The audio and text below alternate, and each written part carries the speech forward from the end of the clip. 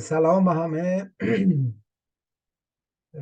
خوش آمدید. ایشالا که خوب باشید. امروز در این ویدیو میخواستم یه مقداری راجع به تکامل یه چیزایی بگم. تکامل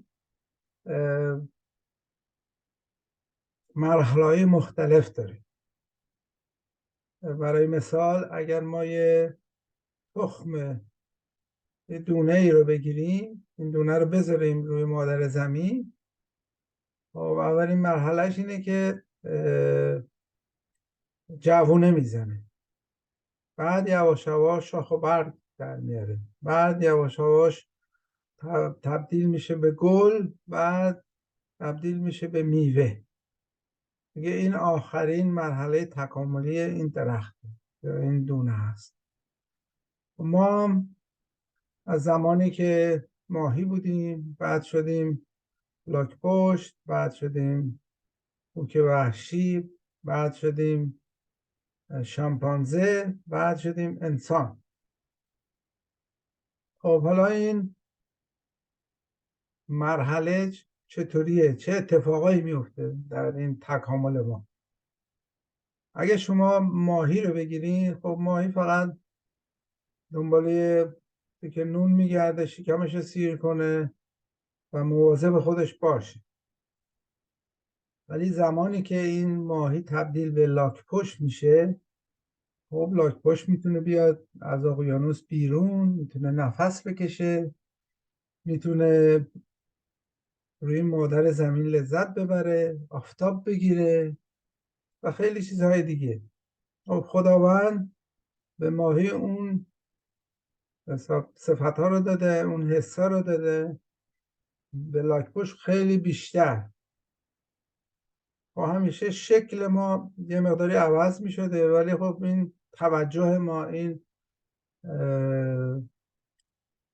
قدرت های فهم و شعور ما، حس های ما، صفت های ما هی بیشتر و بیشترتر شده تا شدیم انسان. حالا تا قبل از این که ما انسان بشیم هیچ انتخابی نداشتیم، انتخابمون دست خدا بوده. برای همینه که شما اگه سگ رو بندازید تو آب شنا میکنه، ولی گربه رو بندازید نمیتونه. یه درخت هلو به شما هلو میده، یه درخت انجیر به شما انجیر میده. ولی زمانی که ما انسان میشیم، خداوند به ما این آزادی رو داده که میتونی انتخاب کنی. این آخرین پله تکاملی رو برداری یا نه. برای اینکه این سیل تکاملی ما الان به مرحله رسیده که گل شدیم، الان باید تبدیل بشیم به میوه. این آخرین دیگه سیر تکاملی ماست. یه زمان خیلی خیلی مهمیه برای ما، برای خداوند که میخواد این شکل خودش رو تو این آینه ببین.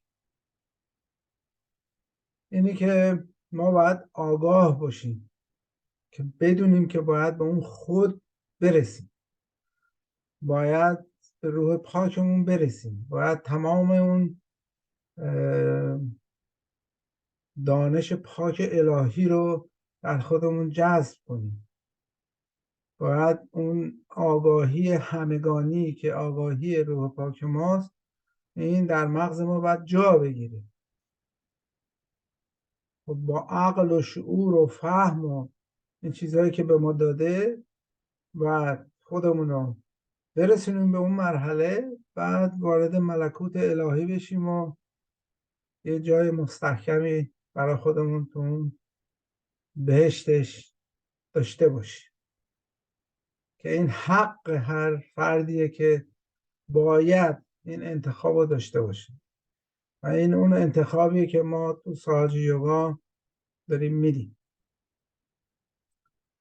خب این اگر ما نرسیم به اون خود، گیر کردیم تو این جنگ و جدال این دنیا.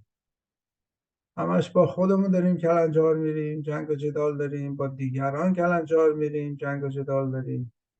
این ترس و نگرانی و این فکرهایی که ما رو یه لحظه آروم نمیذارن، دیگه غرق شدیم تو این دنیای مادیات و این دنیایی که واقعا هیچ لذت دائمی به ما نمیده، هیچ آرامشی به ما نمیده، هیچ رضایتی به ما نمیده.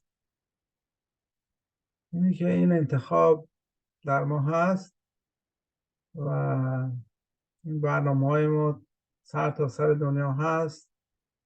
حالا هر کی میخواد، آرزوشو داره، میتونه بیاد این تجربه خودآگاهی رو داشته باشه و دیگه این رشد تکاملی رو این طی ببره و تو این سفر با ما باشه تا برسیم به اون مقصد اصلی.